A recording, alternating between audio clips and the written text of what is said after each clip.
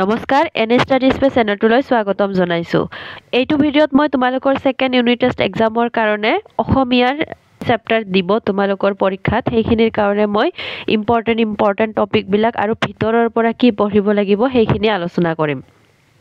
অলপ লেট হৈ গ'ল মোৰ ভিডিঅ'টো দিয়া কাৰণ মই অলপ ব্যস্ত হৈ আছিলোঁ, হ'লেও তোমালোকেতো ইমান দিন পঢ়িছাই, এতিয়া মানে এইকেইটা চাই লোৱা যাতে এইকেইটা স্কিপ কৰি তোমালোকে এক্সামত নবহা। যদি মই দিয়া কুৱেশ্যনখিনি তোমালোকে স্কিপ কৰি এক্সামত বহা তেতিয়াহ'লে ভালেখিনি প্ৰব্লেম হ'ব তোমালোকৰ। মই কোৱা নাই যে এইখিনি পঢ়িয়ে তোমালোকে 25ৰ ভিতৰত 25এ পাবা বা 50ৰ ভিতৰত 50এ পাবা, মানে তোমালোকে ভিতৰৰ পৰা পঢ়িবই লাগিব। সেইকাৰণে মই প্ৰত্যেকটো চেপ্টাৰৰ পৰা ভিতৰৰ পৰা কি পঢ়িব লাগিব সেইখিনি ক'ম আৰু অনুশীলনীত দিয়া যিমানখিনি কুৱেশ্যন আছে সেইখিনি মই তোমালোকক কৈ যাম যে এইখিনি ইম্পৰ্টেণ্ট হয়। যদি পঢ়া মই আশা কৰোঁ তোমালোকৰ এক্সাম ভাল হ'ব। তোমালোকৰ অসমীয়াৰ কাৰণে ছেকেণ্ড ইউনিট টেষ্টত কি আহিব? প্ৰচণ্ড ধুমুহাই প্ৰশ্ন কৰিলে মোক, পোহৰৰ বাটেৰে আগবঢ়া গাঁওখন, আৰু গ্ৰুপ বিৰ পৰা আহিব সুখ আৰু সন্মান। এইকেইটাৰ পৰা আলোচনা কৰোঁ। প্ৰচণ্ড ধুমুহাই প্ৰশ্ন কৰিলে মোক এইটো এটা পয়েম হয়, কবিতা হয়। কোনে লিখিছে? ডক্টৰ ভূপেন হাজৰিকা। এইটোৰ পৰা তোমালোকে ডক্টৰ ভূপেন হাজৰিকাৰ বিষয়ে জনাটো বহুত বেছি দৰকাৰ। আৰু ইয়াতে এই কবিতাটোত বিশেষকৈ তিনিটা বস্তুৰ ওপৰত বেছিকৈ গুৰুত্ব দিছে। কোন তিনিটা বস্তু? এটা হৈছে প্ৰচণ্ড ধুমুহা, বজ্ৰৰ লগত আৰু এটা আকাশ। এই তিনিটা বস্তুৰ ওপৰত কবিয়ে বহুখিনি গুৰুত্ব দিছে আৰু এই তিনিটা বস্তুৰ ওপৰতে কুৱেশ্যন মানে এৰাইজ হোৱাৰ চান্স আছে। এতিয়া আমি ভূপেন হাজৰিকাৰ পৰা কি পঢ়িব লাগিব সেইখিনি আলোচনা কৰোঁ। ফাৰ্ষ্ট, ভূপেন হাজৰিকাৰ জন্ম ক'ত হৈছিল? শদিয়াত 1926 চনৰ 8 ছেপ্টেম্বৰত। এইটো ইম্পৰ্টেণ্ট হয়, জানিব লাগিব। তাৰপিছত এইখিনি বহুত ইম্পৰ্টেণ্ট হয় যে 1956 চনৰ এৰাবাটৰ সুৰ, এই এৰাবাটৰ সুৰ চলচ্চিত্ৰৰ যোগেদি কি কৰে? চলচ্চিত্ৰ পৰিচালক হিচাপে মানে ফিল্মৰ ডাইৰেক্টৰ হিচাপে কি কৰিছিল? আত্মপ্ৰকাশ কৰিছিল। আৰু 8খন অসমীয়া, এইখিনি মনত ৰাখিবা তোমালোকে। কেইখন অসমীয়া? 8খন অসমীয়া, এখন বাংলা আৰু এখন হিন্দী চলচ্চিত্ৰ পৰিচালনা কৰিছিল। কিমানখন ফিল্ম মানে ডাইৰেক্ট কৰিছিল? 8খন অসমীয়া, এখন বাংলা, এখন হিন্দী। ইয়াৰে কেইখনমান হ'ল, নামবিলাক কি মনত ৰাখিবা তোমালোকে। শকুন্তলা কিমান চনত হৈছিল? 1961 চনত। প্ৰতিধ্বনিটো বেছি ইম্পৰ্টেণ্ট হয়। লটিঘটি, চিকমিক বিজুলীটো আৰু বেছি ইম্পৰ্টেণ্ট হয়। তাৰপিছত চিৰাজ। এই চাৰিটাই তোমালোকে মুখস্থ কৰিবা। পিছত পৰিচালনা কৰা তথ্যচিত্ৰৰ সংখ্যা কিমান আছিল? 9খন। আৰু সম্পাদিত আলোচনী আছিল আমাৰ প্ৰতিধ্বনি, বিন্দু, প্ৰতিধ্বনি। এই তিনিটা সম্পাদিত আলোচনী, আমাৰ প্ৰতিধ্বনি, বিন্দু, প্ৰতিধ্বনি। মনত ৰাখিবা এইখিনি। আৰু ভূপেন হাজৰিকাই এটা বহুত গুৰুত্বপূৰ্ণ এৱাৰ্ড পাইছিল ফিল্মৰ ক্ষেত্ৰত, মানে চিনেমা জগতৰ আটাইতকৈ মানে বেছি পাৱাৰফুল এৱাৰ্ড হয় দাদা চাহেব ফাল্কে বঁটা। এইটো ভূপেন হাজৰিকাই লাভ কৰিছিল। বৰ্তমান সময়ৰো হাইয়েষ্ট এৱাৰ্ড হয় এইটো। আৰু পদ্মভূষণ পাইছিল কিমান চনত? মৃত্যু হৈছিল 2011 চনৰ 5 নৱেম্বৰত। আৰু তোমালোকক এটা কুৱেশ্যন সুধিব পাৰে যে এই কবিতাটো যে আছে এইটো এটা গীতি কবিতা হয়। এইটো কিমান চনত ৰচিত হৈছিল? এইটো 1963 চনত ৰচিত। মনত ৰাখিবা চনটো কিমান চনত, ইম্পৰ্টেণ্ট হয়, পৰীক্ষাত অহা দেখা পাইছোঁ। তাৰপিছত শব্দাৰ্থ আৰু টকাৰ পৰা কোনখিনি পঢ়িব লাগিব? এইখিনি তোমালোকে শব্দৰ অৰ্থ পৰীক্ষাৰ কাৰণে চাই ল'বা, ইয়াৰ পৰা আহিব। আমি প্ৰশ্নৰ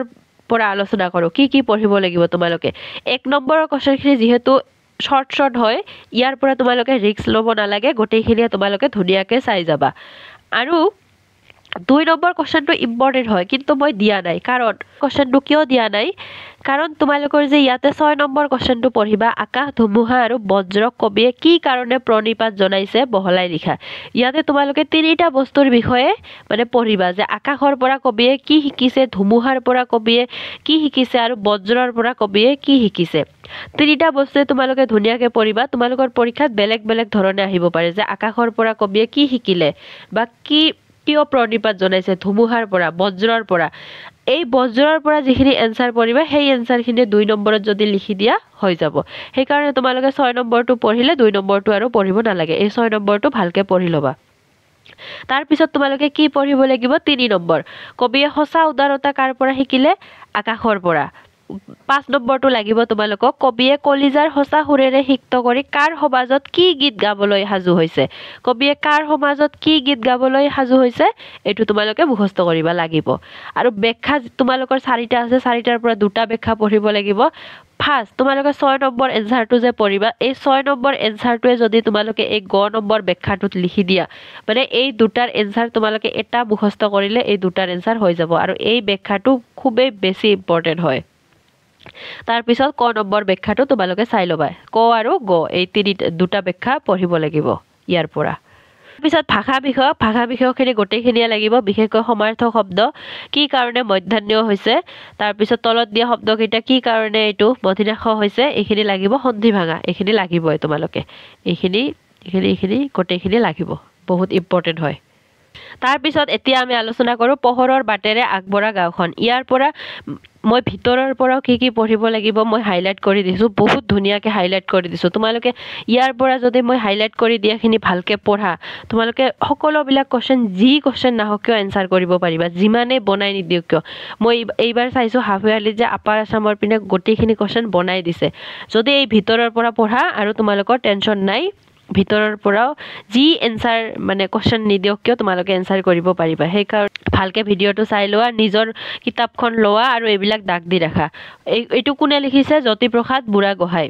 ফাৰ্ষ্ট তোমালোকে কি জানিব লাগিব যে ৰাজমন্দ নামৰ জিলাখনৰ অন্তৰ্গত ৰাজপুত মহাৰাণা প্ৰতাপৰ জন্মস্থান উদয়পুৰৰ পৰা 7 কিলোমিটাৰ আঁতৰত অৱস্থিত পিপলান্ত্ৰী গাঁও তোমালোকৰ এটা কোশ্চেন আছে যে পিপলান্ত্ৰী গাঁওখন কত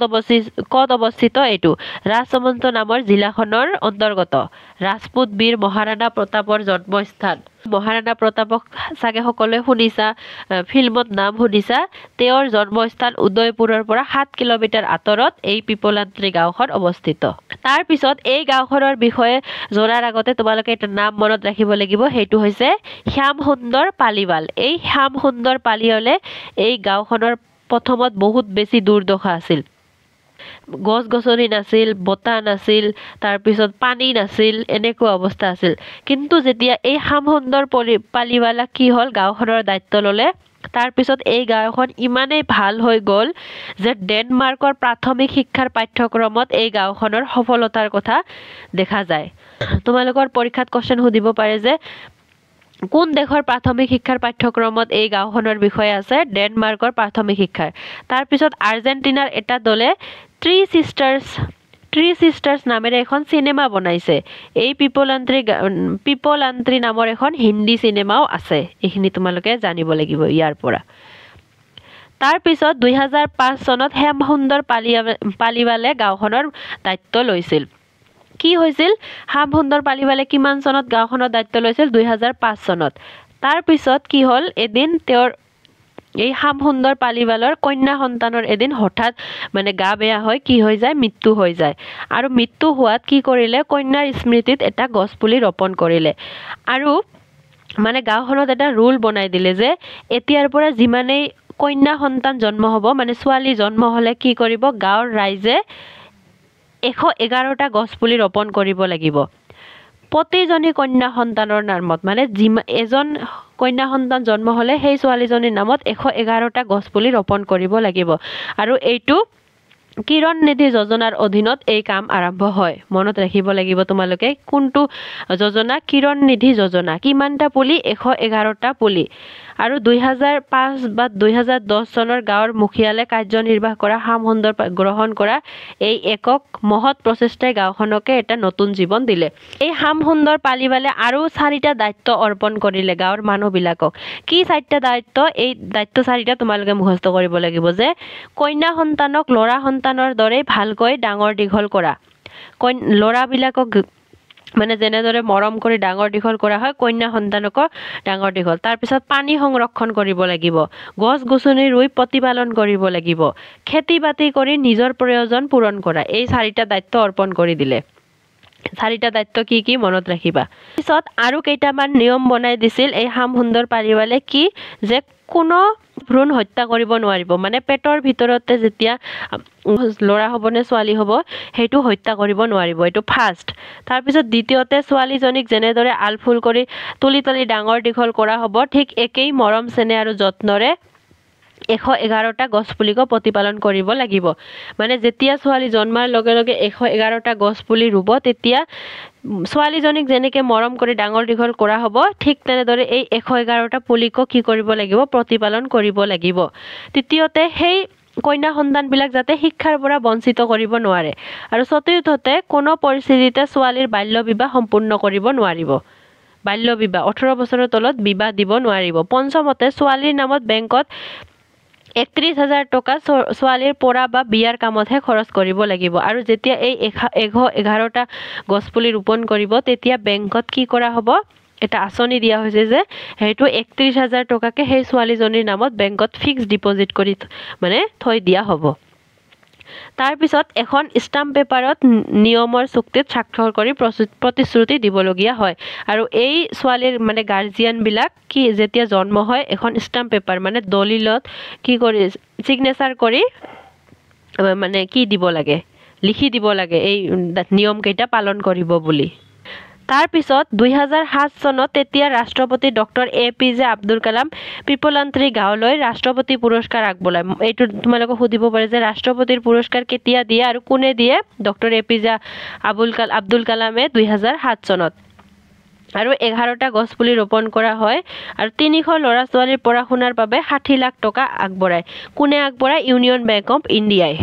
লেখকৰ পৰিচয়ৰ পৰা তোমালোকে এটা বস্তু জানিব লাগিব যে দৈনিক বাতৰি কাকত আমাৰ অসমৰ জ্যেষ্ঠ উপসম্পাদক আছিল এই মানে চেপ্টাৰটোৰ লিখকজন কোন হয় শ্ৰীপ্ৰসাদ বুঢ়াগোহাঁই আৰু ইয়াৰ পৰা তোমালোকে এইখিনি শব্দৰ অৰ্থ জানিব লাগিব আমি কোশ্চেন এনসাৰ চাও কোনখিনি পঢ়িব লাগিব এই 1 নম্বৰৰ খিনি খুবেই শৰ্ট কোশ্চেন হয় গোটেইখিনিয়ে পঢ়ি লবা এটা শব্দত হয় এনসাৰ বিলাক গোটেইখিনি ইম্পৰ্টেন্ট হয় তাৰ পিছত তোমালোকে কি পঢ়িব লাগিব বিশেষকৈ এই 4 নম্বৰটো আৰু 3 নম্বৰটো খুব বেছি ইম্পৰ্টেন্ট হয় 3 আৰু 4 তাৰ পিছত 2 নম্বৰটো এটা লাইনত তোমালোকে পঢ়ি লবা পিপলান্ত্ৰী গাঁৱৰ পৰিৱেশ কিয় দূষিত হৈছিল কাৰণ খনন কাৰ্য কৰা হৈছিল তাতে আৰু 5 নম্বৰ কন্যা সন্তান সুৰক্ষাৰ বাবে হাম সুন্দৰ পালিৱালে যে 5টা নিয়ম বান্ধি দিছিল সেই 5টা নিয়ম যে মই তোমালোকক বুজাই দিলো সেই 5টা নিয়ম বা আঁচনি এটা যে আছিল কিৰণ নিধি যোজনা তাতে 31,000 টকাকে বেংকত ফিক্স ডিপজিট কৰা হৈছিল আৰু 111টা গছপুলি ৰুব লাগিছিল এইটো লিখিবা তোমালোকে তাৰ পিছত 9 নম্বৰৰ পৰা খ নম্বৰটো ইম্পৰ্টেন্ট হয় স্বচ্ছ ভাৰত অভিযানটো আহিব তোমালোকক কিন্তু হলেও গ নম্বৰটো 4-5 লাইনৰ ভিতৰত চাই থৈ দিবা আৰু ভাষা বিষয়ক 11 নম্বৰ আৰু 12 নম্বৰটো চাই লবা সুখটো কোনে লিখিছে আনন্দ চন্দ্ৰ আগৰৱালা বহুত বেছি ইম্পৰ্টেন্ট ৰাইটাৰ হয় সুখৰ বিষয় কোনখিনি পঢ়িব লাগিব আমি আলোচনা কৰো ফাৰ্স্ট তোমালোকে এইটো আনন্দ চন্দ্ৰ আগৰৱালা কি বুলি কোৱা হয় ভাঙনি গড় বুলি আখ্যা দিয়া হয় এটো বহুত বেছি ইম্পৰ্টেন্ট হয় আৰু তেওঁৰ ৰচিত পুথি কেইখন জানিব লাগিব আদিপাঠ জিলিকনি কোমল পাঠ আৰু হুক কবিতাটো কোনখনৰ পৰা লোৱা হৈছে জিলিকনিৰ পৰা অনা হৈছে এটো ইম্পৰ্টেন্ট হয় হুক কৰ পৰা অনা হৈছে জিলিকনিৰ পৰা আৰু কোমল পাঠ আদিপাঠ জিলিকনি এই তিনিটা তোমালোকে মুখস্থ কৰিবা পিছত তোমালোকক এটা কোশ্চেন সুধিব পাৰে যে হুক কবিতাটোৰ মূল ভাৱখিনি লিখা এটা কোশ্চেন দিব পাৰে তোমালোকক এই মূল ভাৱখিনি কি হয় এইখিনি লিখিলে হৈ যাব হুক বিচাৰি মানুহ ব্যাকুল হলেও প্ৰকৃত হুক পাবলৈ হলে মানুহে স্বাৰ্থ ত্যাগ কৰিব পাৰিব লাগিব এইখিনি লিখিবা যে হুক বিচাৰি মানুহ হাহাকাৰ হয় কিন্তু প্ৰকৃত হুক পাবলৈ হলে মানুহে নিজৰ স্বাৰ্থ ত্যাগ কৰিব লাগিব আনৰ কাৰণে খাটিব লাগিব আনৰ দুখত দুখী হ'ব পাৰিব লাগিব তেতিয়াহে সুখী হ'ব পাৰিবা সকলোকে আপোন কৰি ল'ব পৰা গুণেও মানুহক সুখী কৰে যদি বেলেগক তুমি নিজৰ বুলি ভাবা তেতিয়া হলে তুমি নিজে সুখী থাকিবা যিয়ে নিস্বাৰ্থ মনোভাৱেৰে এক সুন্দৰ জীৱন যাপন কৰে সকলোৰে মাজত বিশ্ব প্ৰেমৰ বাণী বিলাই আদৰ্শ জীৱনৰ গৰাকী হয় তেওঁৰ বাবে সুখৰ অৰ নপৰে বুলিও কবিয়ে কৈছে এইখিনি লিখিবা যে নিস্বাৰ্থ মনোভাৱেৰে এখন সুন্দৰ জীৱন যাপন কৰে তেওঁলোক কি হয় বিশ্ব প্ৰেমৰ বাণী বিলাই আদৰ্শ জীৱনৰ গৰাকী হয় এইখিনি মূল ভাৱ এইখিনি 2-4 লাইন পঢ়িলেই তোমালোকে হৈ যাব পৰীক্ষাত দিব পাৰে এতিয়া আমি ইয়াৰ প্ৰশ্নাৱলীৰ পৰা কি পঢ়িব লাগিব প্ৰশ্নাৱলীৰ পৰা তোমালোকে এইটো পঢ়িবা 1ৰ পৰা ক নম্বৰটো পঢ়িবা গ নম্বৰটো পঢ়িবা আৰু তোমালোকে ঘ ঙ আৰু চ এই তিনিটা কোশ্চেনেই পঢ়ি লবা যিহেতু ইজি হয় এই তিনিটা একেবাৰে শৰ্ট কোৱেশ্চন ভাঙনি কৰ বুলি কিয় কোৱা হয় এইটো ইম্পৰ্টেণ্ট হয় বহুত বেছি এইটো পঢ়িবা তাৰপিছত কাক আপোন কৰিব পাৰিলে সংসাৰত দুখ নাই বুলি কবিয়ে ব্যক্ত কৰিছে কবিৰ মতে প্ৰকৃত সুখ কেনেকৈ পাব পাৰি তিনিটাই পঢ়িবা 2 নম্বৰ এনসাৰখিনিতো মই আগতে তোমালোকক ক'লোৱে বুজাই দিলোৱে সেইখিনি পঢ়িলেই হৈ যাব ব্যাখ্যা তোমালোকে পঢ়িব নালাগে ব্যাখ্যা কিয় পঢ়িব নালাগে তোমালোকক যে মই মূল ভাৱখিনি বুজাই দিলো সেইখিনিয়ে পঢ়িলে হৈ যাব ইয়াতে যি এই তিনিটাৰ ভিতৰত যিয়ে ব্যাখ্যা নিদিয়ক কিয় তোমালোকে ওপৰতখিনি লিখিবা যে উপৰোক্ত কথাভাগে এইটোৰ লিখক এইজন ব্যক্তি হয় আৰু এইটো কবিতাৰ পৰা তুলি দিয়া হৈছে দি তোমালোকে সেইখিনি লিখিলেই হৈ যাব একে কথাই কৈছে সকলোখিনিতে যে ভাই ভাবিব লাগে বেলেগৰ কাৰণে খাটিব পাৰিলে সংসাৰ সুখৰ ঠাই তাৰ পিছত এইটো স্বাৰ্থৰ বাটত দুখৰ কাইট খজে পাতি বিন্ধি হলে নিস্বাৰ্থৰ বাট সেন্দুৰীয়া আলি সুগন্ধি কুসুম ফুলে এইবিলাকে হয় যে নিস্বাৰ্থভাৱে চলিব পাৰিলে সেন্দুৰীয়া আলি হৈ সুগন্ধি কুসুম ফুলে মানে সেইখিনি কথাই হয় সেইখিনি কথাই ইয়াতে লিখি দিবা হৈ যাব তোমালোকে এইটো আপোন পৰ মানে বিপৰীতাৰ্থ শব্দ সামৰত সামৰ্থ মানে এইটো সমাৰ্থক শব্দ এই দুটা তোমালোকে চাই লবা বিপৰীত আৰু সমাৰ্থক শব্দ নেক্সট আমি লাষ্টৰটো চেপ্টাৰ সন্মান আলোচনা কৰো এইটো কোনে লিখিছে হেমচন্দ্ৰ বৰুৱা এইটো ইজি হয় চেপ্টাৰটো তোমালোকে ইয়াৰ পৰা এইখিনি ইম্পৰ্টেণ্ট হয় হেম ক অসমীয়া ব্যাকৰণ অসমীয়া লৰাৰ ব্যাকৰণ বাহিৰে ৰং চং ভিতৰে কোৱা ভাতৰি পাঠশালা আদি পাঠ এইখিনি তোমালোকে যিমানখিনি পাৰা মুখস্থ কৰিবা বিশেষকৈ এইখিনি এবং ভিতৰে কোৱা ভাতৰি অসমীয়া লৰাৰ ব্যাকৰণ হেম ক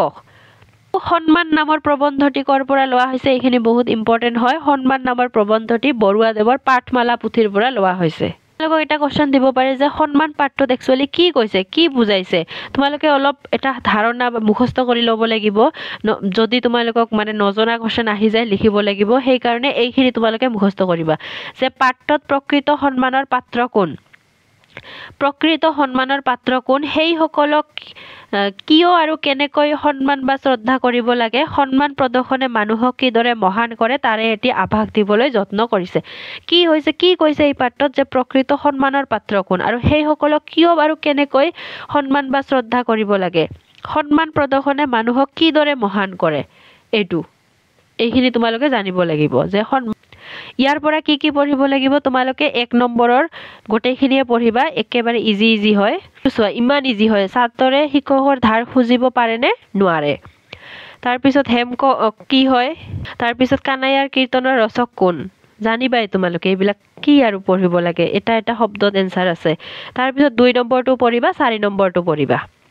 হৈ যাব আৰু ভাষা বিষয়কৰ পৰা সমাৰ্থক বিপৰীত এইখিনিতো পঢ়িবাই আৰু এই অসমীয়া সাবজেক্টৰ পৰা তোমালোকে এইখিনি যদি পঢ়া বেলেগ আৰু পঢ়িব নালাগে ফুল মাৰ্ক পাই যাবা যদি ভালকে মুখস্থ কৰা এটো যদি শেষৰলৈকে চাইছা প্লিজ লাইক শেয়াৰ আৰু সাবস্ক্ৰাইব কৰি দিবা থ্যাংক ইউ সো মাচ